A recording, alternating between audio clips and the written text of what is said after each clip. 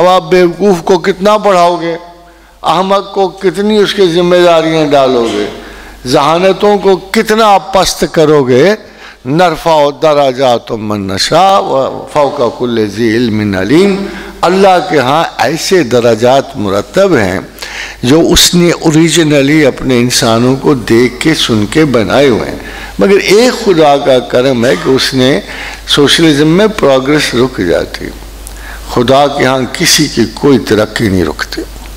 ختم آج ایک دفعہ میں بڑا حیران ہوا، میں پوسٹ گریجویٹ ہوں، اچھا پتا انگریزی کا، وہ بھی 64 کا، جب انگریزی بڑی مشکل سے ہوتی تھی اور بڑا نفیس. تو ایک دفعہ میں برتن لینے گیا ایک دکان کے اوپر، وہ برتن جب لے رہا تھا میں تو مجھے لگا کہ اس کی آواز مجھے نہیں سمجھ آ رہی نا. میں نے کہا امیر رئیس آدمی، بہت بڑا مال ٹکا ہوا ادھر، اس کو دیکھ کے رشک آتا تھا. قارون کا کزن ہی لگتا تھا، زیادہ نہیں. تو میں نے کہا یار کتنے کی ہیں، اس کی آواز ہی نہیں آئی اس کی مجھے. میں اور قریب ہوا، پھر آواز نہیں آئی، یا آئی تو کوئی گڑبڑ سی. تو اس کے ساتھ والے نے کہا جی بس یہ مرفوع العقل ہے. اس نے مجھے کہا پروفیسر صاحب یہ مرفوع العقل ہے اور مرفوع الزبان بھی ہے، کہ نا اس کی زبان حق لاتی ہے اور عقل زیرو ہے. تو میں نے کہا یہ اسی کا حق ہے، تو اسی کا. میں نے کہا اللہ میاں تو بھی طنز کرنے میں ماہر ہے ویسے.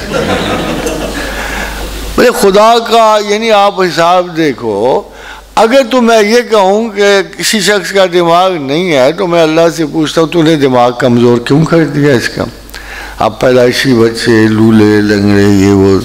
تو میرے دل میں بھی سوال اٹھتا ہے، میں بھی بندگان خدا خلق کے ساتھ ہوں. اگر خلق میں سے ایک عضو کو گھبراہٹ ہوگی مجھے بھی ہوگی، کسی کو پریشانی ہوگی مجھے، میں نہ چاہوں. خود غرضی اپنی جگہ پہ ہے، نیگلیکٹ اپنی جگہ پہ ہے، مگر احساس انسانیت پہ تو نہیں نہ جاتا. میں نے اور کس جگہ جا کے اپنے آپ کو انسان ثابت کرنا ہے؟ تو میں سوچتا ہوں کہ اللہ تو نے کیا کیا. تو آگے سے جواب ملتا ہے ان کا کون سا میں نے حساب رکھا. تو یہ میرے خیال ان کا حساب ہی کوئی نہیں. یہ تو سیدھے سادے جو مرضی کریں، جس کا کرائیٹیریا آف مائنڈ ہی سیٹ نہیں ہے اس پہ حساب کون سا ہے؟ یہ تو ساری کے سارے جنتی ہیں.